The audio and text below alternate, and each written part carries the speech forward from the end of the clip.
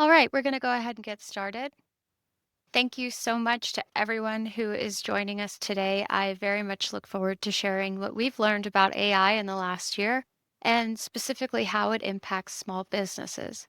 So, welcome to our webinar. It's the new era of everything optimization. We have a lot to talk through, and hopefully by the end of this, you'll have a better understanding of what artificial intelligence optimization is and how it impacts your SEO strategies for your business. So, let's go ahead and hop into it.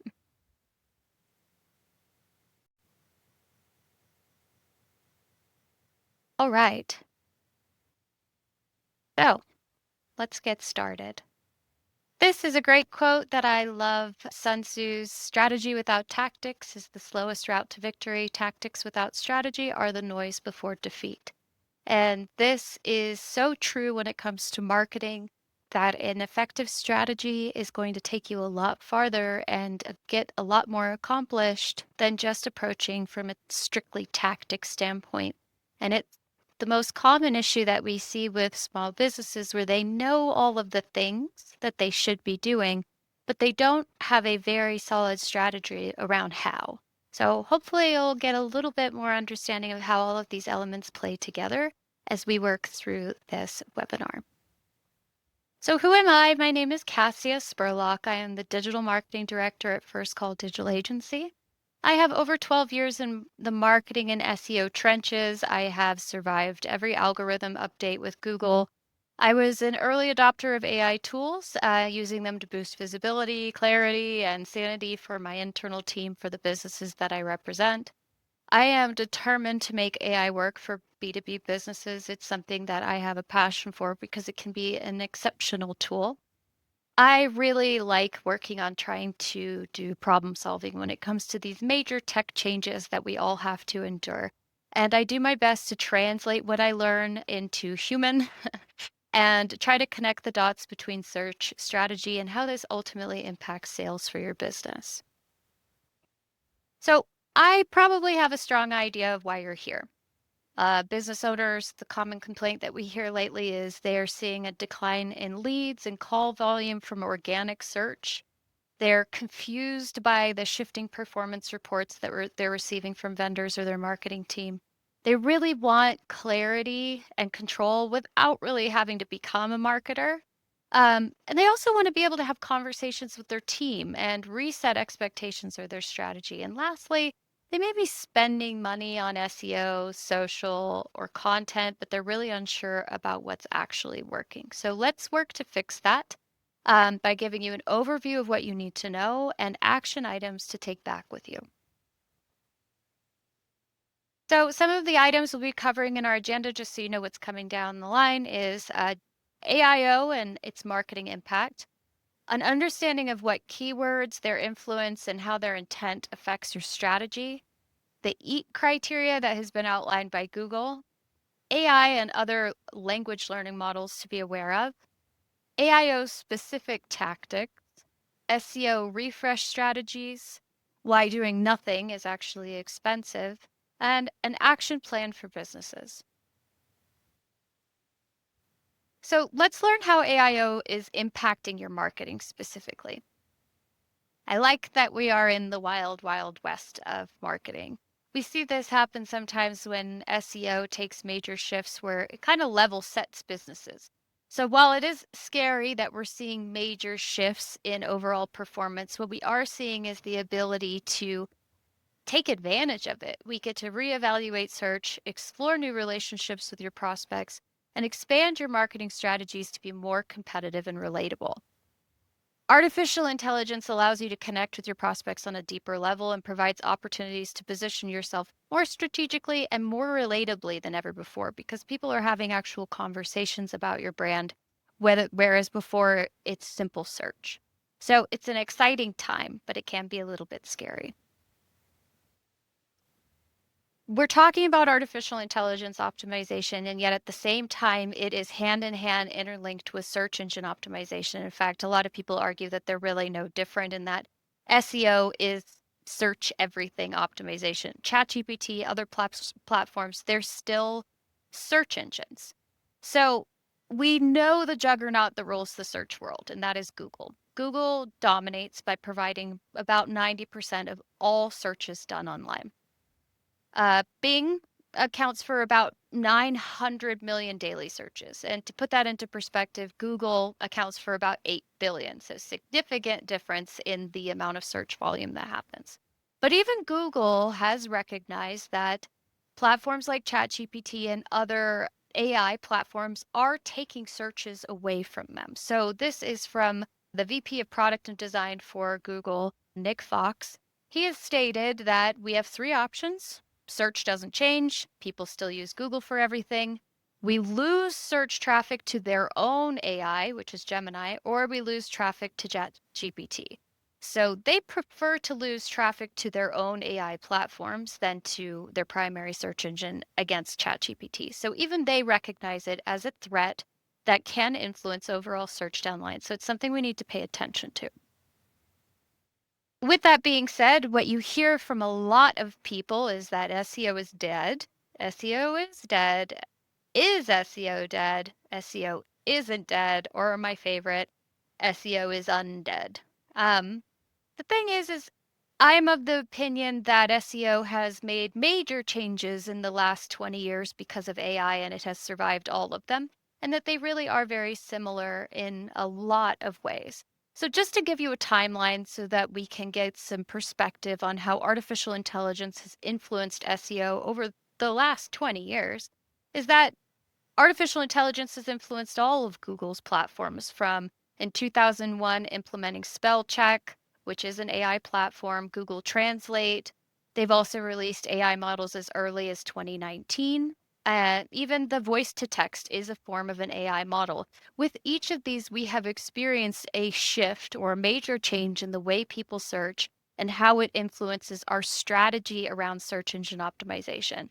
At no point have any of these completely derailed our typical tactics, which we'll go over in a little bit. But artificial intelligence has always been influencing search engine optimization to some degree or another.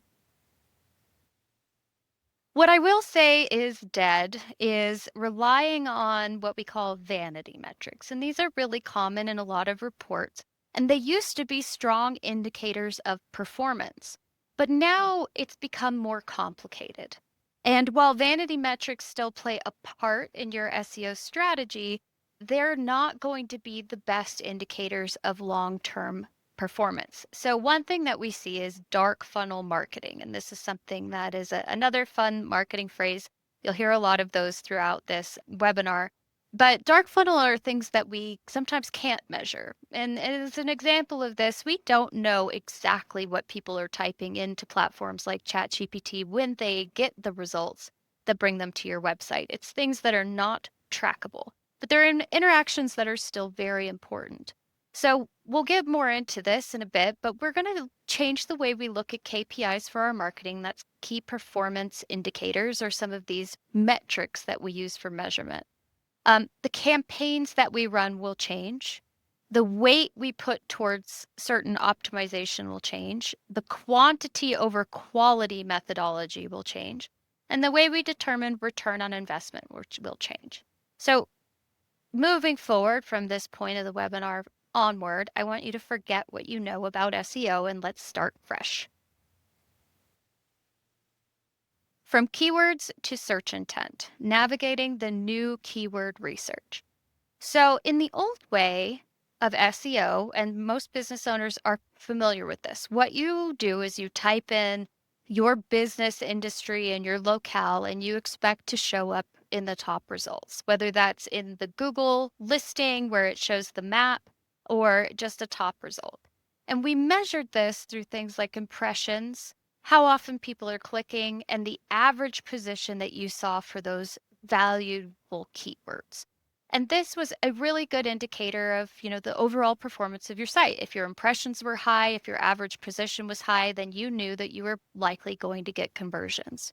So this is an example of some of those KPIs that we measure that have changed in their importance. What we see now in the era of artificial intelligence optimization is what we call the zero click and the AI alligator. And it's called an alligator because if you look at this image here, we see the purple line is going up, the blue line is going down. And the difference between these two lines is the top purple line is impression rate, and that is how often you are showing in a search result.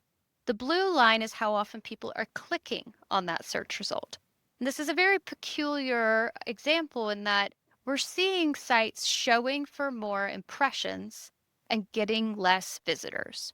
And ultimately, what is causing this is that AI displays, the Google generative experience, is showing an answer from your website, but no one is clicking into the site because they are getting that answer from the Google search. They're not needing to click any further to get any more information. So most of the pages on a typical B2B business or a smaller business that are impacted by this are things like blog content, frequently asked questions pages, about pages, and service pages. Because these tend to answer very direct questions that people can get a very simple answer to in a Google search, we're seeing maybe more impressions, but less impact over time because people are not visiting your site anymore. So tracking is very difficult. Impressions are up, clicks are going down. This is just another example of some of those metrics and how in the past they were strong indicators of performance and now they just aren't. And part of what we have to be mindful of, rather than saying, I want to show up for this one particular key phrase, is understanding search intent. Google and Bing and other search engines have categorized types of searches by search intent for a while. And they've blocked them into a couple different groups. The ones that are most commonly represented is informational, transactional, commercial, and navigational. And I have put one at the bottom here that I know is another one, and that's a local trigger. A local trigger is when the map pack is brought up. And so you'll see your Google listing with the 5 stars and all of that. And that follows a slightly different algorithm.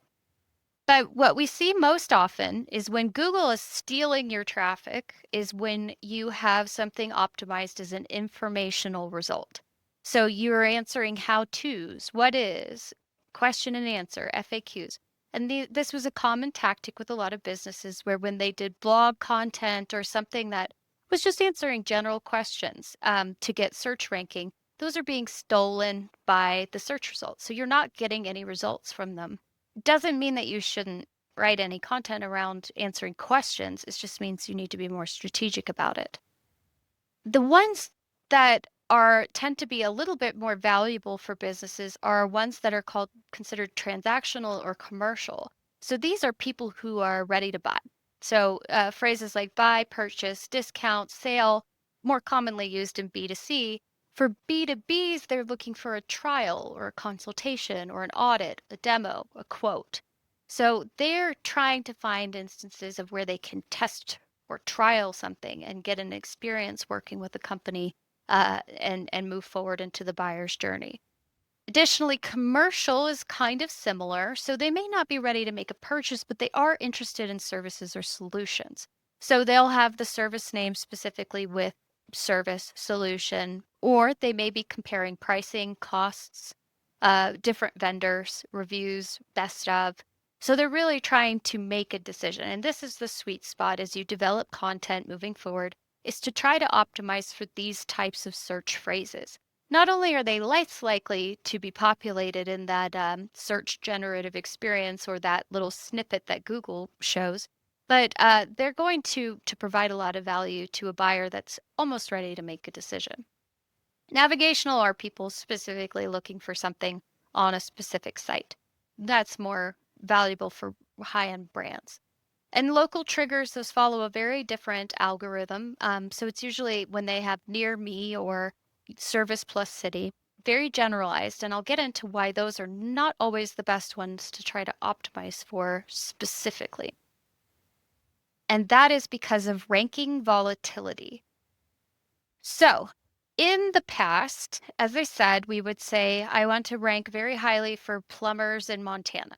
And you would type that in and you would strive to write a lot of content around what do plumbers in Montana do. And you would see your performance go up and then you would be able to gather the search results from that.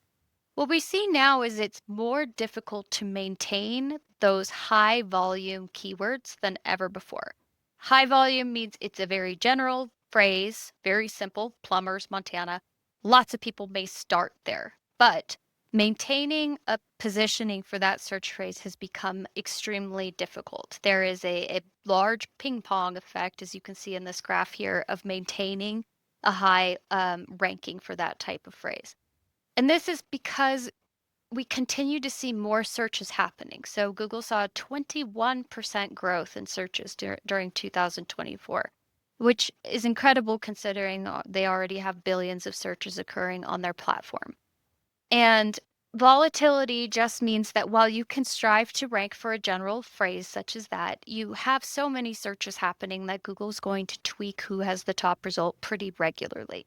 So it is not a great indicator of performance anymore. So going back, this is something that was a KPI that was valuable in the past, but now that we have such a high amount of search volume and AI has contributed to that overall increase in search volume, um, it's not a good indicator of success any longer. So, what we've just covered is a lot of information on search engine optimization and some impact that artificial intelligence has had on it overall. So, some key takeaways as a business owner is to stop focusing on high volume, high competition keywords that experience extreme volatility and low conversions. What you really want your team to focus on is a balance of informational, transactional, and commercial intent phrases. We want to target them at different parts of their buyer's journey. We still want to optimize for that Google search experience little snippet, but we want to make sure we're also getting people into the site where they can compare you to other companies. We also need to stop focusing on exact phrasing. So in this case, I put an MSP near me. Exact phrasing is not as valuable as content clusters. Because of that volatility, what we're more looking for is how many total MSP keywords do you rank for? Hundreds, or are you just trying to rank for one? We also want to stop measuring performance based on keyword ranking only. Overall impressions equals brand awareness, event triggers equals measurable engagement, and then AI generated traffic equals conversational results. What we need to do is expand the number of KPIs that we're looking at and try to understand how all of them play together. What is the actual journey of your buyer and what are they interacting with to what degree before making a decision? And lastly, keyword density as a tactic, being repetitive, is not a valuable strategy anymore. So you want to aim for the total number of keywords and getting topic coverage. Again, what I mean, and if you haven't been part of the content strategy, is that search engine optimization experts used to focus on a key phrase and then write a lot of content or copy around it and try to drive to that one phrase. It's not effective anymore because of that ranking volatility. All right, eat your words. How to build trust signals in the age of AI. All right, so with old SEO, we have content that we create. It can be moderate quality and high quantity, which is good. It can be high quality and low quantity, which is better. But if you can have high quality and high quantity, that was best. We really focused on trying to drive up domain authority.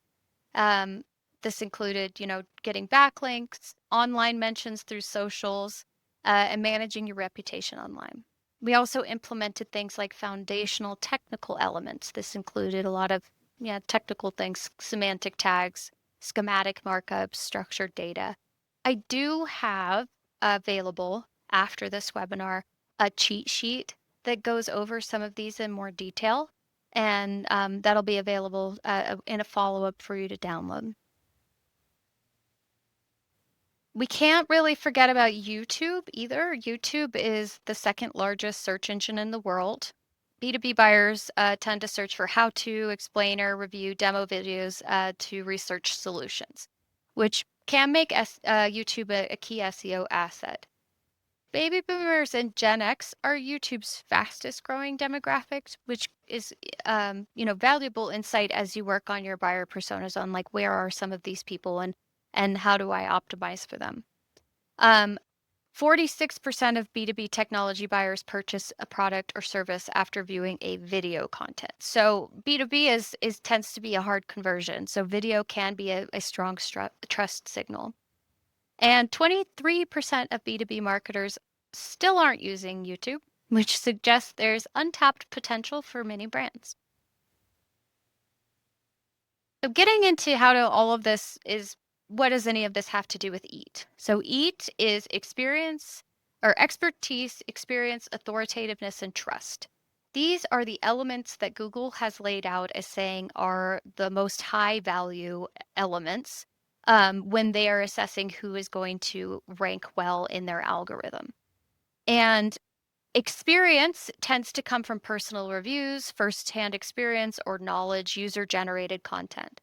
Expertise is typically denoted to someone who has a qualification that positions them as a person of authority. Authoritativeness is when the creator or the website's reputation and recognition are high. And so that goes back to that domain authority that I mentioned earlier as being a key element. And then trustworthiness. So the reliability and accuracy of content, source citations, including external links. These are a lot of technical things that go into SEO. So, how does any of this play into AI? There's going to be very similar alignment to artificial intelligence optimization, but also as you are working on developing your content strategy to optimize for AI, a lot of small business owners are leaning on AI generated copy. And while Google has not explicitly said that AI generated copy is going to be penalized, it does remove the ability to highlight some of these elements of what it seems to determine are valuable. So experience, expertise, authoritativeness, and trustworthiness. You want content to seem as though it's coming from a person. And even according to Neil Patel, who is a leader in SEO strategy, has said that with his studies, human written content does continue to perform better than AI written content.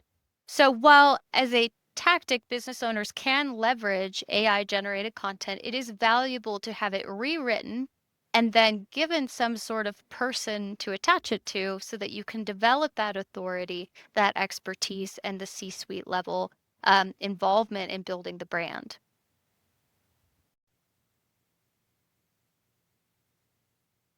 So you may be wondering, why am I talking about old SEO, YouTube, and EAT, and how do all these play together?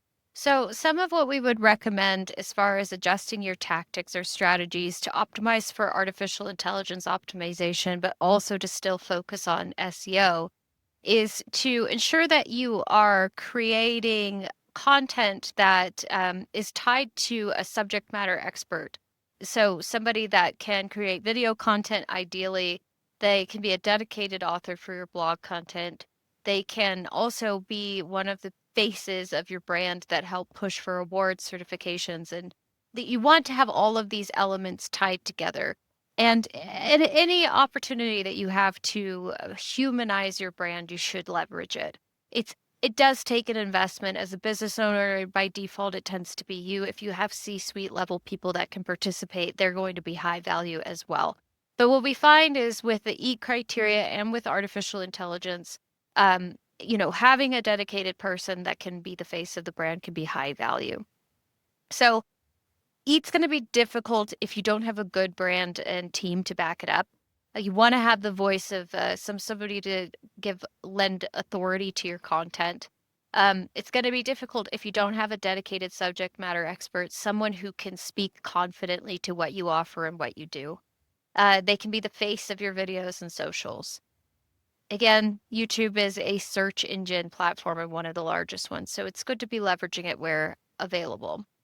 If you haven't invested into your trustworthiness, again, look for opportunities like certifications, associations, and speaking engagements. These are going to lend value and credibility to your brand. And lastly, continue to invest in your reputation. Review acquisition should be a part of your process. Anytime you have a good experience with a client, you should be asking them to leave you a review online.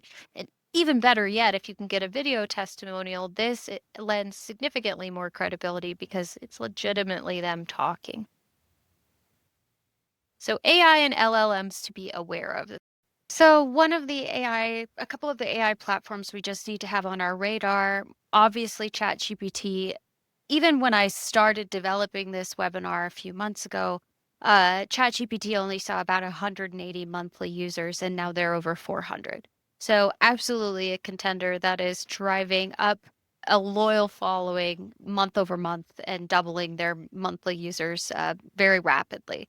Bing uses Copilot, which again, what we experience with both Copilot and Google search generative experiences, sometimes we see traffic coming from these, but sometimes we don't because what they're generating is a snippet.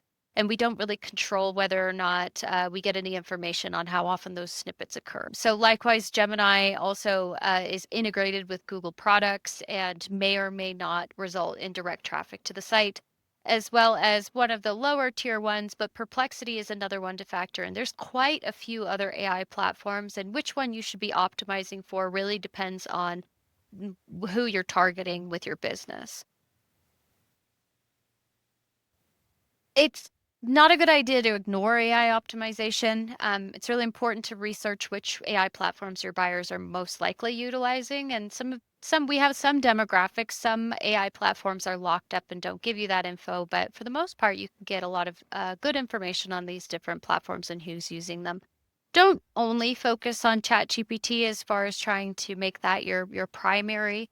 If you have demographics that are represented elsewhere, just be sure to keep an eye open for other opportunities. Um, don't pick one, stick one when it comes to tactics. What we are experiencing in the same way we saw volatility with keyword ranking, we're also seeing it with what do AI platforms even want? And the wonderful thing about them is that you can ask things like ChatGPT on what criteria do they view as being important and who they recommend when they are going through this process of trying to make suggestions to searchers.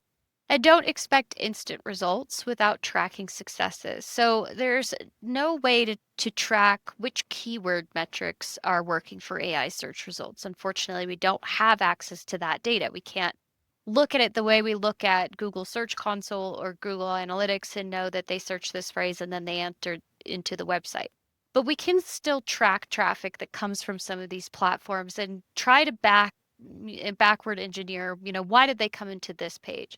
And if you are able to get follow up from some of these people and see where they entered and that they did enter in through those types of platforms, you may be able to ask them, how did you find us? What were you doing? What were you looking for? So it becomes even more important to have a relationship with the clients that you are onboarding as new prospects and just ask them, what were you doing? So let's get into AIO specific tactics. We've covered SEO, some of the ways artificial intelligence influences it, some key elements of SEO that are very important, the EAT criteria, how they play together between the two. So let's talk AIO specifically. We know that there are elements that factor into AIO, and they're pretty straightforward about these. So some of them include brand mentions. So your company name is mentioned on forums, articles, reviews, podcasts. Another one that we already talked about, and this was part of EAT, was trust signals. So they're looking for high quality content, awards, real people tied to the content to some degree. They're also still looking at your social profile. Social signals have been an important aspect of SEO, and they continue to be an important aspect of artificial intelligence. You do want to optimize for FAQs and how-tos, especially for just those snippets. If you're wanting to show up as just a generalized search result, you can optimize for this. Add in a schematic tag so that it shows up in these Google search generative experience, mostly when you're targeting those informational keywords. There is still value to showing in a snippet, even if you don't get a click. It's brand awareness. The quality of your content is going to be really important. When we were talking earlier about low quality, high volume versus high quality, low volume, you're going to see a lot more value from doing higher quality content at less of a frequency than you are with high volume. And then there's a lot of technical SEO elements, but structured data continues to be a really important part of how Artificial intelligence maps your website and evaluates what kind of content is present. So if you're not familiar with schematic markups and structured data, it's really important to have someone that works in SEO do an assessment of your site and see what kind of technical SEO elements can be built into it. This is both a foundational element that should be built into your website when it is initially framed out, but it's also something that can be done over time as you add new content, new pages, and as an optimization that goes on each time new content's added. So, your business owner strengthening checklist, bad practices for the year ahead. So, these are things to avoid. Don't only focus on metadata or no data at all. You do want to incorporate structured data and schematic markups. It helps AI make sense of what your content is. It's still, not flawless as far as trying to understand what you've put on there. You have to understand that Google bots and AI platforms, they look at your website as raw data. And so this helps them make sense of how it's structured. Avoid informational searches altogether. You don't want to avoid that. When we were talking about the different topic groupings, don't want to avoid it entirely because you don't want to get that alligator where you're getting high impressions. That's still important. And again, it's if you have to measure it as brand awareness rather than making it equal leads. There's a lot of correlation between building that top of the funnel value and then eventually it leading to leads. With some industries, the buyer's journey is very long, and so that brand awareness becomes very important. Um, do not assume that your business information is still accurate. This is really important if your business has been around for a while. You want to Google and see where you're showing up and make sure that the address and name and phone number, these are all consistent across everywhere your business is mentioned. It has always been a high value criteria for SEO. It's just really important to make sure your business information is accurate. And do not only focus on on-page optimization meaning this technical SEO or optimization that you do on your website. You should also be searching for conversation opportunities on things like Reddit and Quora and LinkedIn and other citations. ChatGPT is fed Reddit to learn. And so leveraging that as a tool is absolutely a great way to get involved and see how people are really actually communicating with each other and legitimate questions that they're asking. Ways to refresh your SEO to include artificial intelligence optimization. So you'll see that this is kind of similar to the other graphic that we saw with artificial intelligence. On-page SEO, elements that are improved on the website include things like technical SEO, so the semantic tags, metadata, schematic markup, all that technical stuff. Very important for artificial intelligence, still very important for SEO.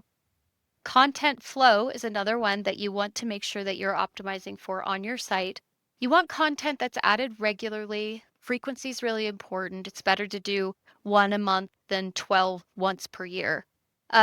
You want it to be added regularly, you want it to provide value, and you want it to center around topic clusters. Remember, we're not just going after one key phrase, we're going after a whole bunch of questions answered around a topic. Your website security is more important than ever. One of the problems with AI that we have now is that it's actually making websites significantly more vulnerable. Make sure your website has an SSL. Make sure you have it locked up with secure two-factor authentication for the login. Be extra cautious if you're collecting any information on people. Make sure your website is buttoned up in the year ahead. Continue to strive for reputation management. Get those reviews, get those trust elements, put them on your website. Uh, Mobile first, so this UI UX, user interface, user experience, and I'm sorry, I realize I don't start with one and go all the way around. I just start wherever I feel like it.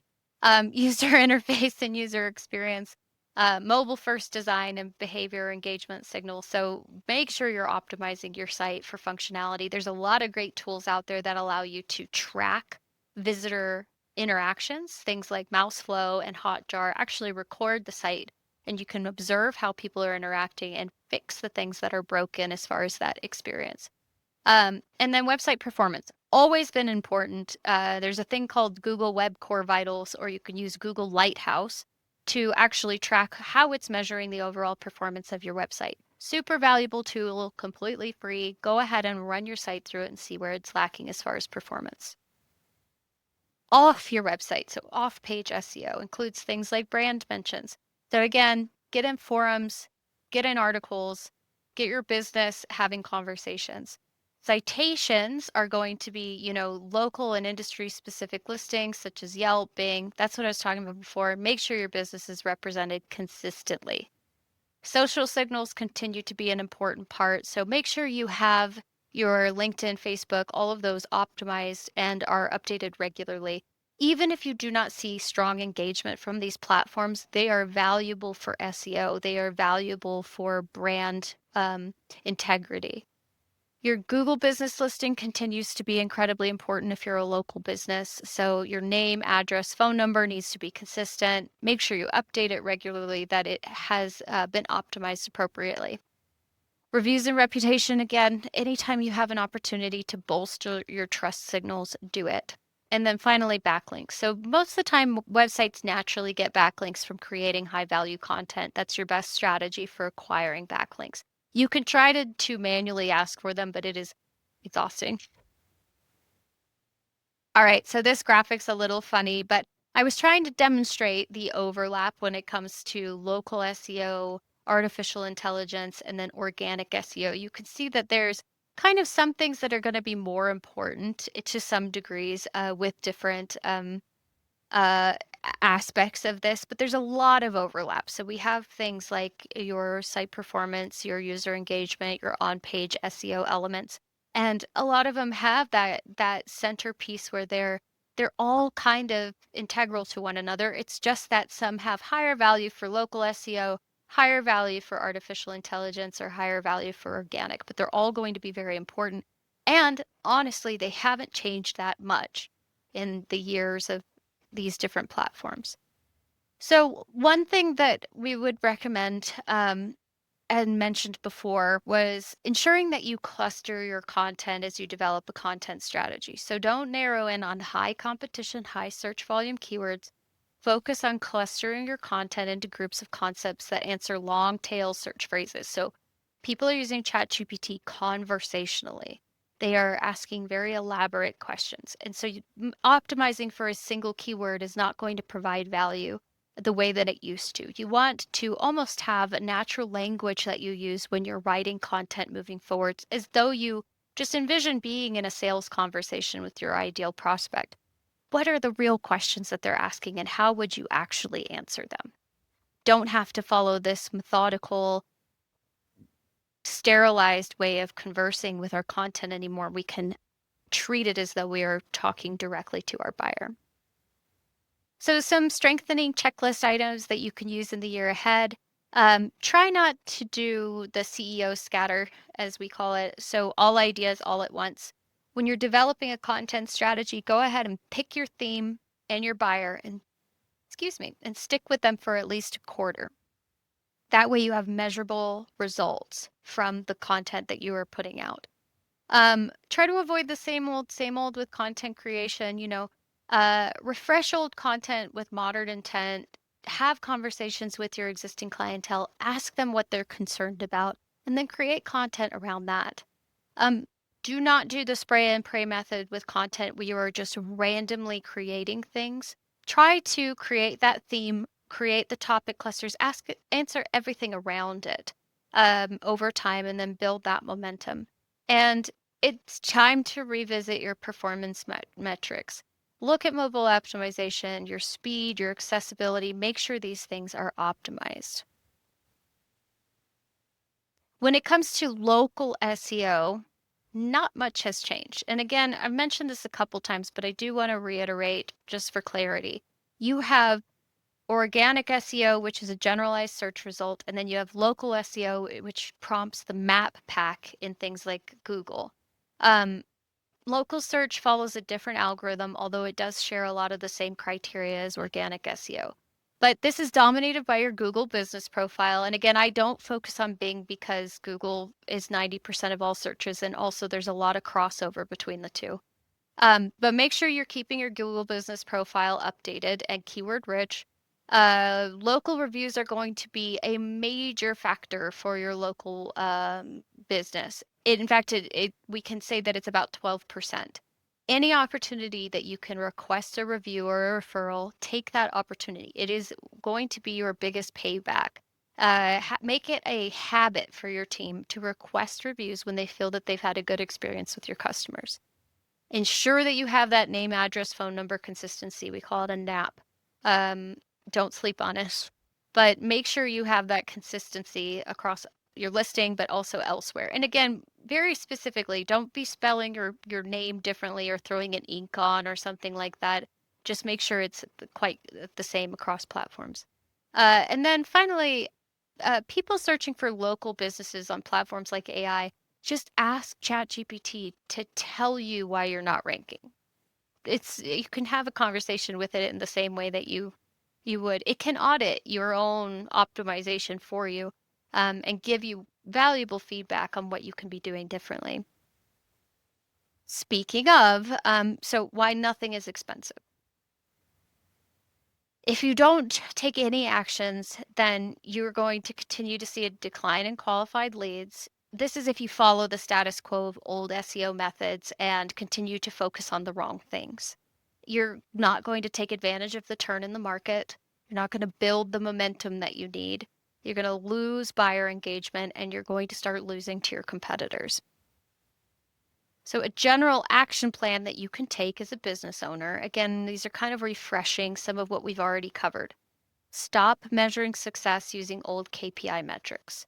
Start resetting your marketing dashboard to align with your actual performance metrics. And if you have a business development person, have them be part of that conversation because they need to know, when does marketing hand over qualified leads?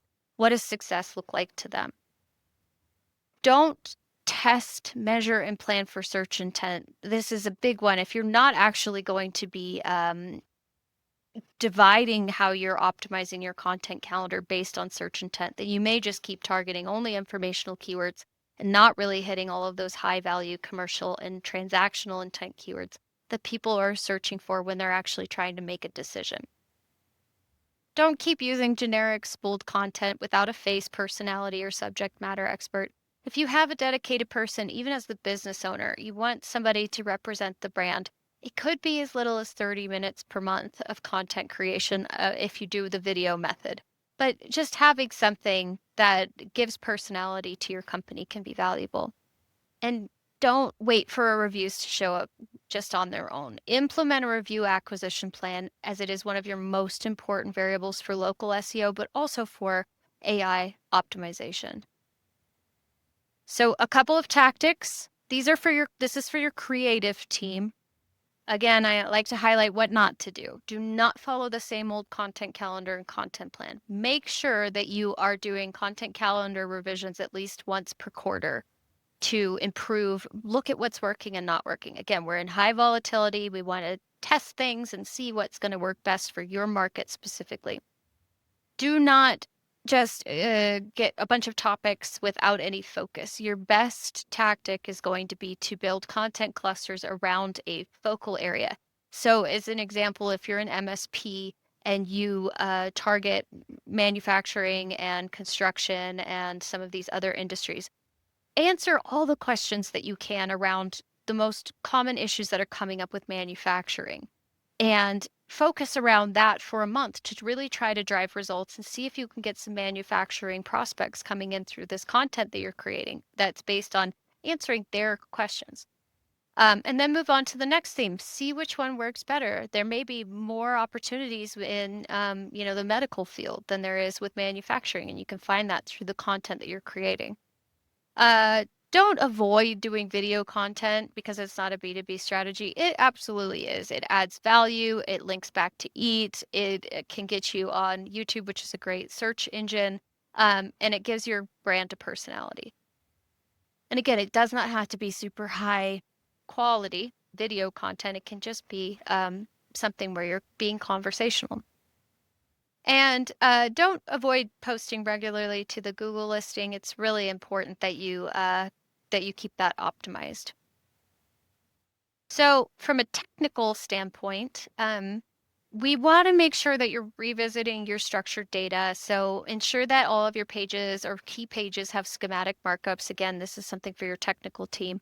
You can use a tool, the structured data builder. You can Google those and it'll help you write them. Uh, don't set it and forget it with semantic tagging either. So want to revisit your semantic tags annually. These are still important, even though we're not trying to optimize for individual keywords. Semantic tags is how you structure titles on your pages, that fun stuff. Again, this is for your technical team, or you can ask me and I can help you understand how to apply these. So going after high volume key phrases and not testing for search intent again. Search intent research should be done at least twice a year and ensuring that you're going after phrases that are going to fall into that commercial box. Creatives and technical working separately. This is a common problem is that, your creatives are doing one thing and they're not really optimizing for technical SEO. They're creating great content, but it doesn't have these key background elements added in. So ensure that your technical teams and your creative teams know how to work these together.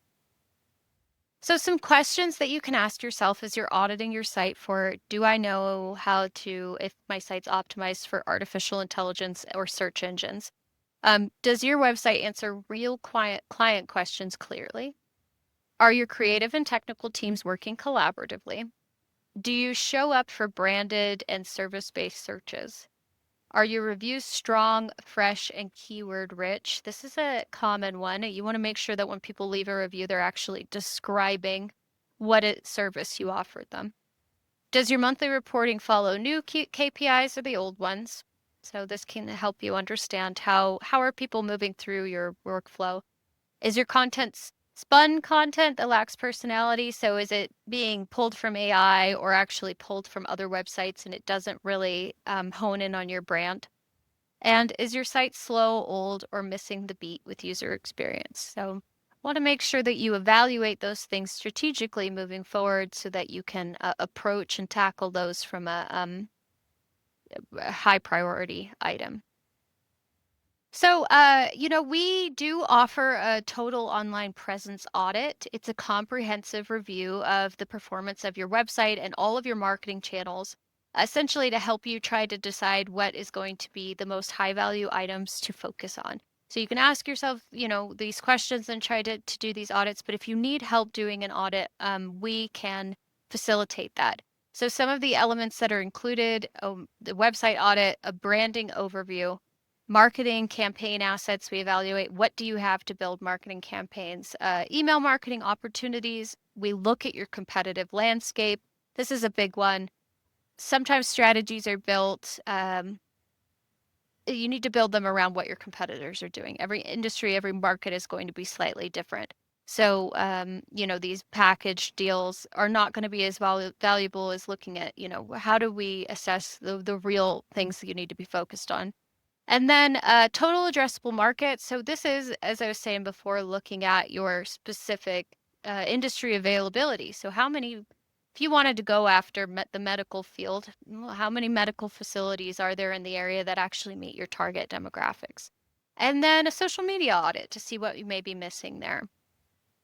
So if you're interested in the TOPA is what we call it, that market assessment, feel free to reach out. Be happy to sit down and have a conversation with you and talk about what that could look like for your business and how it may be able to help. So if you would like to schedule an assessment, we can work to find your marketing weaknesses. We really appreciate you joining us today for this webinar. Feel free if you have any questions, you can email us at hello@firstcall-web.com. You can also go to firstcall-web.com to learn more about our business and how we help MSPs specifically, but we can also help pretty much any business in the B2B space and even some in the B2C. So thank you so much. Appreciate your time and hope you have a great rest of your day.